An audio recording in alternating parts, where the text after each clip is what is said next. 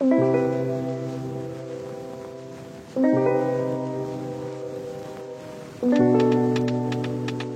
suis Alice Roca. J'ai plusieurs activités qui vont de cuisinière, autrice, directrice artistique, photographe et à l'origine styliste de mode. J'adore cuisiner, j'adore dessiner, j'adore fabriquer des objets. On habite ici en Normandie depuis 8 ans. Cette maison, c'était celle de ma belle-mère qu'elle a mis en vente au moment où elle a perdu son mari. C'était notre maison, nous c'était notre maison de campagne. En rentrant de week-end, sur un coup de tête, avec ma femme, on s'est dit allez, on y va, on l'achète. Toute la journée, j'ai quand même la vue sur mon jardin.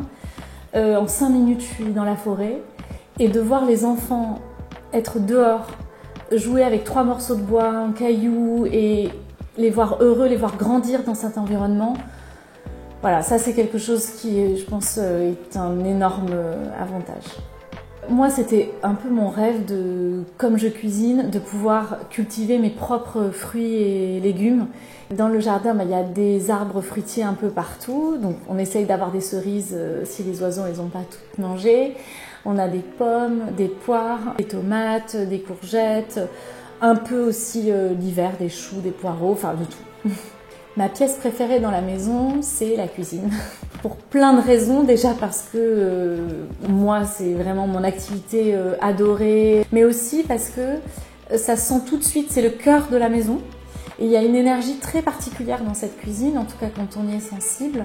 Un volume un peu cathédral comme ça. Et donc il y a une respiration, il y a un espace, et puis surtout, on y cuisine, on y mange. Et on y passe beaucoup de temps et c'est vraiment la pièce qui est la plus occupée dans la maison. Il y a une grande table un peu en bois de campagne. Il y a un insert qui vraiment chauffe la cuisine l'hiver. Il y a le plan de travail en pierre que j'ai choisi on va dire minutieusement. C'est une pierre du Lot. On a peint avec une couleur que j'ai créé d'un kaki assez sombre. Il y a de la tomate au sol, qui était dans la cuisine historiquement. J'achète le maximum en vrac, et donc c'est dans des bocaux transparents, comme ça je vois tout de suite ce que c'est. Mais il y a aussi des bocaux avec du vinaigre qui est en train d'être fait, des expérimentations. Là je fais pousser de l'ail au bord de la fenêtre. Voilà, donc ça il y a tout le temps plein de choses qui traînent, qui sont en vie. J'ai un goût des objets et des objets à la fois. Alors soit ce sont des objets chinés, soit ce sont des objets de personnes que j'aime, qui sont des amis et qui fabriquent des objets, ou des photos, et de les placer dans ce lieu qui parfois peut être que considéré comme utilitaire. Moi en tout cas ça me fait du bien d'avoir des objets qui ont une âme. L'astuce déco aussi pour moi imparable, c'est d'avoir toujours un bouquet de fleurs ou du végétal dans la cuisine, tu vois, même si c'est 3 branchages en hiver, mais c'est d'avoir ces éléments végétaux qui animent la cuisine. Les 5 objets préférés dans la maison, c'est, je dirais en premier, c'est ce meuble qui est dans l'entrée, qui est un meuble très ancien, qui apparemment est espagnol, et sur lequel je louchais chez une amie de ma belle-mère, et qui a déménagé, qui l'a mis en vente, et ma femme a réussi à l'acheter pour mes 40 ans. J'ai vraiment une grande collection de vases, comme ces vases Alvar Aalto, qui sont des rééditions de ce vase un peu vague, en forme de vague.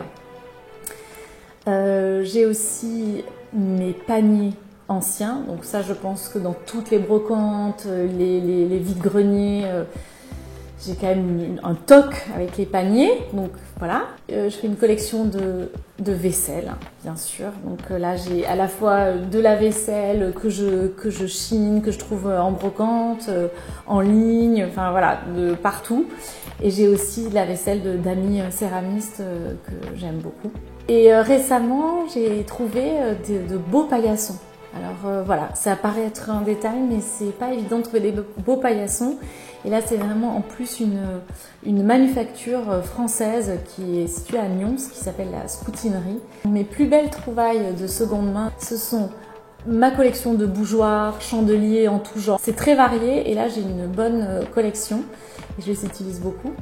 Mais j'ai aussi cherché comme ça et là j'étais très fière de trouver des collections, enfin des verres, mais aussi des cloches en verre soufflé de la verrerie Biot, qui est une verrerie qui est toujours en activité dans le sud de la France. Mes meilleures astuces pour chiner, je dirais que c'est soit se lever très tôt, aller dans les vides-greniers très tôt, soit faire des recherches précises en ligne. C'est une époque, c'est une matière, mais voilà, de savoir exactement ce qu'on veut, ça va être pas mal. Mes conseils pour faire une jolie table, ce serait d'abord de faire... Moi, je fonctionne au feeling, tu vois. Après, évidemment, si tu as une nappe, une jolie nappe, déjà, ça fait... T'as pas besoin de grand-chose si tu as une nappe et quelques fleurs.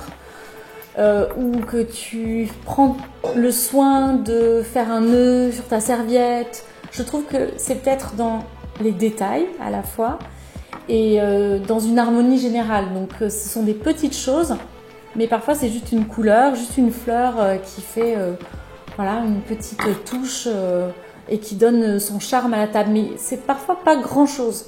C'est pas besoin que ce soit énorme forcément.